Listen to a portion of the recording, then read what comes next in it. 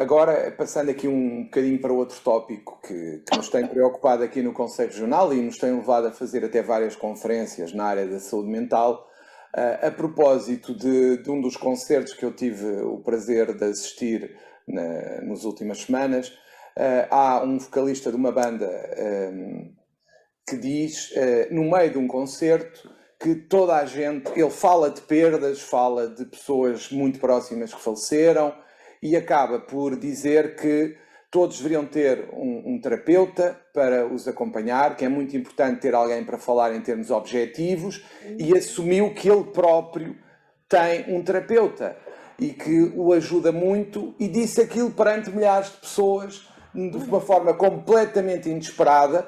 Ninguém estava à espera. Quem percebeu ficou um bocadinho assim surpreso, porque me parece que há pudor, há receio em assumir que se tem apoio psicológico, há receio em dizer que se fala com um psicólogo, porque culturalmente ainda existe aquela ideia de que quem fala com um psicólogo, perdão a expressão, é maluco. Há muito essa ideia. Eu recordo-me de haver uma pessoa que falava comigo e me dizia assim: olha, eu agora vou começar a falar com uma psicóloga, mas não vou pedir fatura, porque através do meu número fiscal podem vir a identificar-me e isso pode prejudicar-me na minha carreira. E eu pensei assim, isto é uma loucura absoluta, porque como é que é possível alguém poder ser criticado por ter apoio psicológico, por ter alguém que o possa auxiliar objetivamente a superar melhor os seus desafios, porque parece-me natural, no ritmo a que vivemos hoje em dia, que as pessoas, numa vez ou noutra, possam precisar desse tipo de conversa, de apoio, em que as pessoas estão cada vez mais isoladas, cada vez é mais difícil encontrar alguém que nos apoie, que nos compreenda, que fale connosco e que, de facto, esteja ali para nós, que, de facto, por vezes temos que recorrer, presumo, a algum apoio, e não vejo que isso possa ser prejudicial, bem pelo contrário, porque nós temos que reconhecer que de antes era fácil ter amigos, o tempo era diferente, era fácil ir ao café, tomar um café, falar com pessoas, encontrar pessoas com quem nos entendíamos e identificávamos. Hoje em dia vivemos numa realidade muito vertiginosa, muito dominada por redes sociais, por aquela rapidez dos contactos, as pessoas mal se conhecem, conhecem-se por Messenger, por Tinder, por o que for, que me parece mantermos este pudor em falar de saúde mental é absurdo nos dias que correm, mas ainda existe. Porquê é que será? Bem, João, esse é um tema que para nós psicólogos é extremamente sensível, não é? Sensível no sentido em que nós experienciamos o que o João está a mencionar constantemente no nosso dia-a-dia.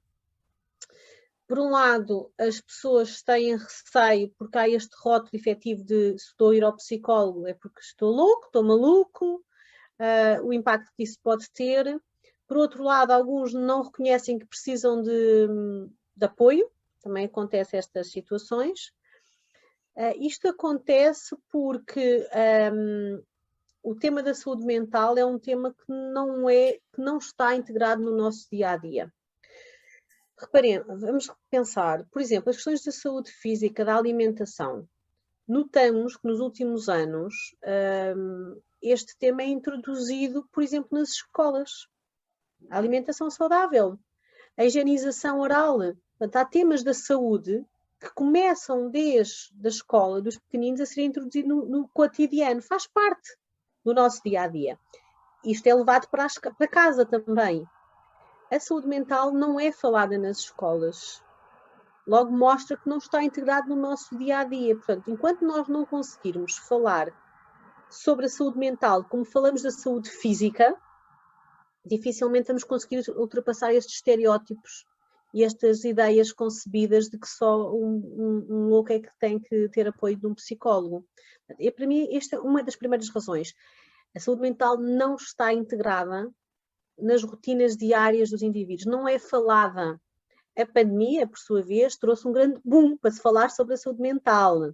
Se tem falado da melhor forma, não tenho a certeza. Se foi agora e depois vai desaparecer novamente, também não tenho a certeza. Mas veio dar uma ajuda Nós psicólogos acreditamos que o que se tem vindo a falar agora na pandemia sobre saúde mental pode ser um desbloqueador das pessoas procurarem mais ajuda, de deixar de ser uma coisa... Olha, agora o barulho é comigo, João, aqui do meu lado, da rua. Saúde mental, portanto, não está integrado no nosso discurso, não está integrado nas escolas, não é falado, as pessoas têm receio, têm desconhecimento, não é falado o que é a psicologia, o que faz um psicólogo. Um psicólogo não trabalha só em situações de doença, um psicólogo trabalha para promover saúde. Isto são dois paradigmas muito diferentes. Nós não devemos ir ao médico só quando nos sentimos mal, nós devemos ir ao médico porque nos queremos sentir bem, queremos cuidar da nossa saúde e não da nossa doença. Cada psicologia é exatamente a mesma coisa. Eu não devo recorrer a um psicólogo porque me estou a sentir mal apenas. Eu posso recorrer a um psicólogo porque ele é também um agente promotor e de suporte de saúde. Eu acho que o abandonarmos o paradigma médico e da doença na sociedade é também um fator que pode ser facilitador de desbloquear estes estereótipos que existem sobre as profissões. Conhecer melhor o que é que as diferentes profissões fazem. O que é que um psicólogo faz? Um psicólogo é um agente de saúde. Eu posso recorrer a um psicólogo não porque esteja a sentir burnout, não porque esteja, mas porque quero definir objetivos, porque quero tomar decisões na minha vida. E este técnico, que é munido de um conjunto de ferramentas científicas suportadas, pode apoiar nessa definição, nesse caminho que eu vou fazer. E, portanto, desmistificar de que um psicólogo trabalha com pessoas que estão doentes e que são malucas. Até porque muitas vezes aquilo que tem a ver com as nossas perturbações socioprofissionais, sociais, mais alargadas no nosso dia-a-dia, não são doença. São perturbações, efetivamente, são stressores, são exigências que nos são feitas, mas com as quais nós podemos aprender e até mudar, às vezes, pequenas pormenores no nosso dia-a-dia que nos ajudam a lidar com essas situações. Isso não é sinal de doença mental, naturalmente. Isto acontece também porque as pessoas vão passando entre si, pela própria oralidade, pela troca de experiências menos positivas. As pessoas perpetuam esta crença e têm dificuldade em desmistificar. Portanto, explicar que não é pelo número de contribuinte que vai ser identificado absolutamente nada. Um psicólogo trabalha de forma sigilosa, com todos os aspectos éticos necessários a qualquer profissional de saúde. Não é? Para além disso, a própria psicologia, temos várias áreas da psicologia que atuam, por exemplo, um psicólogo organizacional e da saúde ocupacional está exatamente focado e revestido de ferramentas que lhe permitem apoiar os trabalhadores a estilos de vida mais saudáveis, ao nível da higienização da sua saúde mental, que não requer que a pessoa esteja doente sequer. Se nós tivéssemos uma verdadeira prevenção primária e trabalhássemos de forma preventiva, nós evitaríamos que as pessoas desenvolvessem doenças, mal-estar, porque nós conseguiríamos trabalhar com elas de forma preventiva. As pessoas mantêm estes estereótipos porque a própria sociedade também não os procura desmistificar e alterar. E aqui o papel de cada um é muito importante também a passar esta informação, João. Acho que é extremamente importante passar às pessoas de que não é estar doente, tenho que recorrer a um psicólogo. Eu recorro a um psicólogo porque quero promover a minha saúde. Exatamente. Eu diria que há um paralelismo com o que se passa com os advogados, em que as pessoas que acham que só vêm ao advogado quando a coisa está mesmo, perdão uma expressão, preta. Ou seja, exato. A coisa já está tão mal que eu tenho que ir a um advogado. Não, é precisamente o contrário, é exatamente o mesmo. Ou seja, é a prevenção do litígio que deve levar as pessoas ao advogado, tal como no caso de um psicólogo, é a prevenção de problemas futuros de saúde mental que muitas das vezes nos deve levar a ir ao psicólogo, porque de facto nos pode ajudar a evitar que no futuro o problema ou surja ou se avolume. E é desse facto que há o paralelismo entre o advogado e o psicólogo na prevenção de uma situação que pode ser muito pior no futuro. Agora, a questão que eu lhe queria colocar tem muito a ver com outros conceitos que estão muito em voga na sociedade portuguesa, que têm sido muito falados em muitos lados, que é work-life balance e o well-being. se pode, no fundo, ajudar-nos aqui a compreender o que é que isto significa e qual a sua relevância para, por exemplo, a vida dos advogados, dos escritórios de advogados, o que é que isto pode melhorar, o ambiente num escritório de advogados, por exemplo, como o meu, como dos meus colegas, numas sociedades. O que é que nós podemos fazer, pegando nestes conceitos, para melhorar o ambiente no local de trabalho de um escritório? Ok. João, portanto, esta ideia do work-life balance, portanto, o balanço trabalho-vida, é um conceito que tem estado a emergir de forma muito presente nos últimos anos e com a pandemia tomou maior destaque. Por isto, pela perda de limites entre a vida pessoal, familiar, a vida do indivíduo e o seu contexto laboral. A investigação vem demonstrando de forma muito consistente que contextos laborais que não potenciem este balanço entre aquilo que é a minha vida, o eu trabalhador, o indivíduo trabalhador e o indivíduo na sua vida extra-trabalho, seja ela familiar, seja de lazer, de hobbies, tudo aquilo que está fora do contexto de trabalho. Contextos laborais que não proporcionem este balanço são contextos laborais pouco saudáveis. Isto está claramente patente na literatura, com inúmeros estudos em diferentes grupos profissionais, de que se não há este proporcionar de balanço, temos locais de trabalho que são propícios a desenvolver trabalhadores pouco saudáveis. Isto é muito claro. Isto está associado à questão do bem-estar. O que é este bem-estar? O bem-estar pode ser conceptualmente definido de formas diferentes na literatura, mas assim de uma forma resumida e simples. O indivíduo tem bem-estar quando, além de não estar doente, consegue estar integrado socialmente nas suas várias esferas da vida, consegue sentir-se realizado, traçar objetivos para si e ver que está a fazer aquilo que é necessário e tem as condições necessárias para alcançar esses objetivos, para desenvolver-se.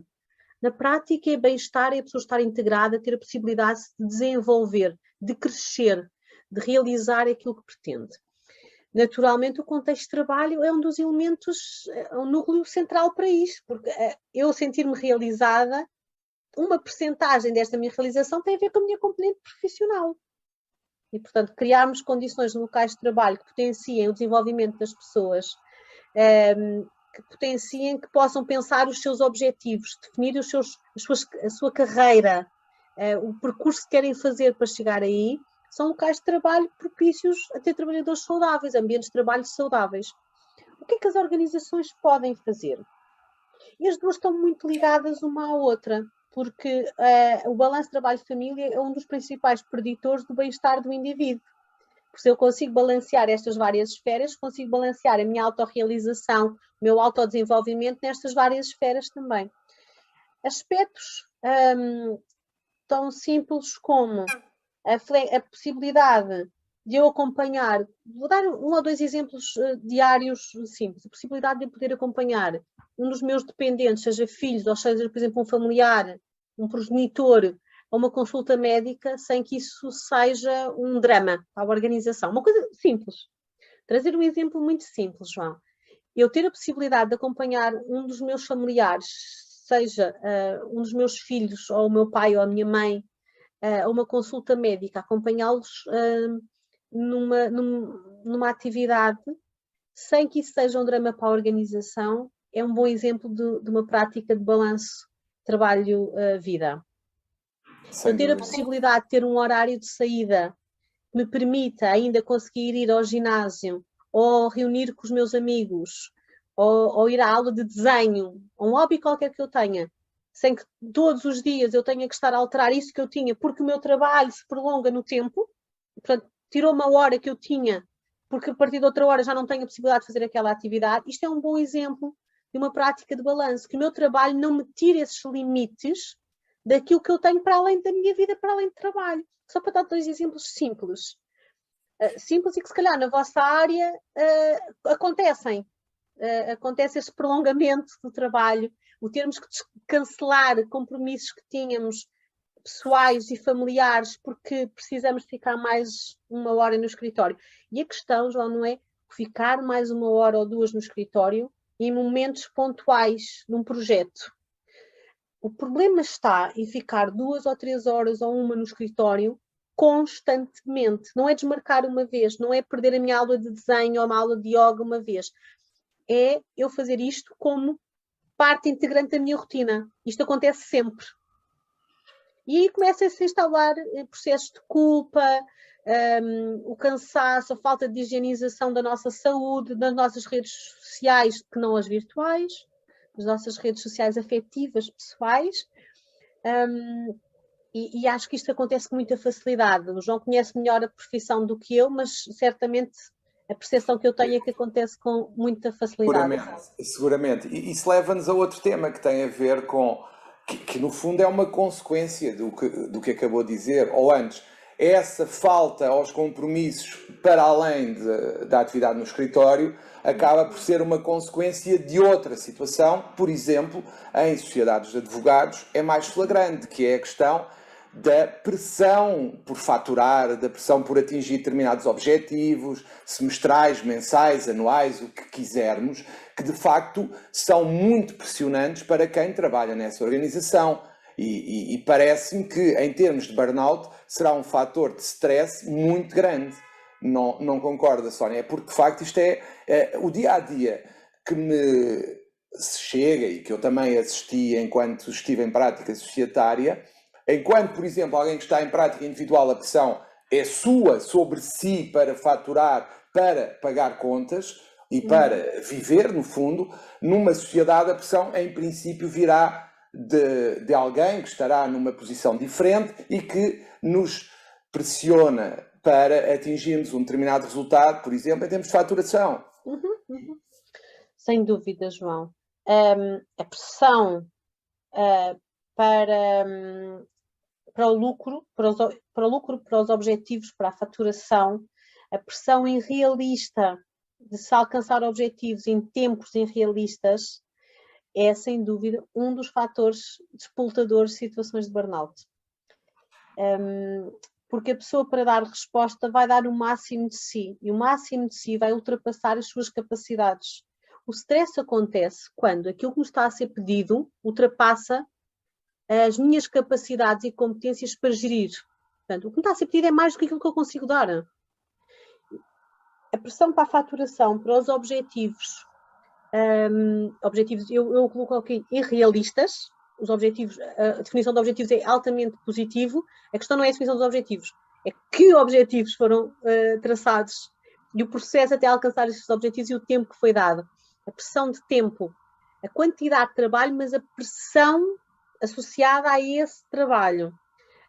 O aspecto que me parece também é a complexidade do trabalho, também é um aspecto importante, porque estamos a falar de muitas vezes processos, digo eu, que têm um elevado nível de complexidade. Portanto, não é só o tempo e a quantidade, que nós chamamos de exigências quantitativas, mas as exigências qualitativas, que é a complexidade daquilo que está a ser pedido ao indivíduo. São claramente fatores disputadores do burnout. Porquê? Porque a determinada altura os recursos, aquilo que o indivíduo tem para gerir a situação, já não é suficiente. Porque até pode ser suficiente a primeira vez, a segunda vez, mas se isto é constante e permanente, deixa de ser suficiente. Gera stress e com o passar do tempo vai gerar situações de burnout, a tal exaustão, a despersonalização, a perda da realização e que pode levar a situações de baixa, a situações de depressão e outras doenças por aí adiante. A situações até físicas associadas. Eu diria que isso leva-nos também a outra questão, que é, eu ouço muitas das vezes alguns advogados e de sociedades, e não só, a dizerem que a nova geração já não é como eles, já não é uma verdadeira profissão liberal, porque o trabalho já não é, diria eu, o objetivo quase exclusivo de uma vida, como de antes, em que o advogado entrava no escritório de madrugada e saía de madrugada de noite, e as pessoas queixam-se dizendo os novos já não são assim, os novos já não trabalham por amor à camisola, os novos já não se preocupam em ser verdadeiramente advogados, porque ainda há uma identificação com o ser advogado com alguém que está o dia todo e, se for possível, até dorme lá, no seu escritório. Portanto, aquela ideia de romântica que alguns ainda guardam, de que o advogado é aquela pessoa que nós chegamos ao gabinete e olhamos e não o vimos porque está atolhado em processos que já nem se vê do lado de lá e ele tem que se desviar para ser visível, eu penso que está a desaparecer. Não quero pronunciar-me se bem se mal, não é isso que está em causa, mas o que eu noto é que há uma nova geração para a qual já não é o dinheiro o principal motivador e que procura outras coisas e procura, no fundo, viver para além da advocacia. E há um choque geracional. E o que eu noto muitas das vezes é que os mais antigos na profissão olham para estes novos como alguém que, quase como um ET que caiu na profissão e que já não pertence e que está a descaracterizar a profissão. É quase aquela história do anúncio: no meu tempo é que era, agora não, isto agora é algo que já não se identifica com a profissão. E o que nós assistimos, por exemplo, em algumas sociedades, é que, não obstante ganharem até melhor na sociedade, eles preferem muitas das vezes ir para outros sítios assim que têm a possibilidade, desde que lhes prometam que saiam uma determinada hora e podem ir, como referiu, ao ginásio, ao yoga, falar com amigos, tomar um café, uma bebida com amigos e ter vida para além da profissão. Isto é real ou é uma percepção que não é assim tão real quanto isso? Esta realidade que me está a retratar, João, é retratada em inúmeros contextos profissionais hoje em dia. Na área da consultadoria, por exemplo, de recursos humanos, também é muito presente, e outras, em vários grupos, em várias classes profissionais, estes conflitos ou aparentes desajustamentos, descasamentos entre gerações surgem. A investigação, eu aqui deste meu papel também, enquanto investigadora, posso trazer-lhe aqui o que tem sido o que a investigação nos vem dizendo. A investigação vem-nos dizendo que esta geração tem um conjunto de características efetivamente diferenciadoras, que se alinham com o que me está a dizer, que é uma geração em que a realização e o bem-estar, ligando à pergunta anterior, a realização, o desenvolvimento não passa por um emprego para a vida toda, mas que passa por ter experiências profissionais. Isto é um dos aspectos bastante diferenciador. Eu sinto-me realizado, não é por entrar numa empresa e ficar lá a vida toda, que era o que em algumas gerações anteriores isto acontecia. Eu sinto-me realizado em termos profissionais se eu conseguir, ao longo do meu percurso, recolher diferentes experiências dessas experiências, diferentes inputs dessas experiências profissionais. Este é um aspecto que, naturalmente, vai entrar em choque com aquilo que outras gerações defendiam e valorizavam, que era o emprego para a vida. Porque é natural que esses conflitos, que essas divergências de pensamento e que se tornam às vezes em conflitos geracionais surjam. Os estudos também têm demonstrado que, para além disso, estas novas gerações dão valor a aspectos diferentes das anteriores. Isto está ligado. O ordenado, o rendimento, a fonte de rendimento e a quantia não é importante, mas a qualidade desse trabalho. O eu conseguir o tal balanço work-life, como falava há pouco, o conseguir esse balanço é mais importante do que estar a ser escravizado pelo trabalho, e perdoa-me aqui a expressão. E a investigação vai neste sentido. É uma geração que valoriza o contacto com a natureza, o contacto com as pessoas mais velhas, o apoio, a experiência de vida, o experienciar a vida. Nós falamos muito da experiência do cliente nas empresas, e aqui é o experienciar a vida, é sermos clientes da vida, no sentido de poder usufruir daquilo que a vida traz. A investigação mostra isso muito claramente, João. Há uma mudança nos valores da nova geração. Uma mudança que lhes potencie viver a vida extra-trabalho. Sim, claramente, também sinto isso quando falo com as gerações mais jovens, que eles valorizam outras coisas e têm todo o direito de fazer, obviamente. São opções de vida e nós não podemos escravizar, para usar a palavra que utilizou, as pessoas relativamente ao que elas querem e escravizá-las a obedecer ao nosso ritmo de vida, à forma como fomos educados e no fundo, crescemos na advocacia. Obrigado.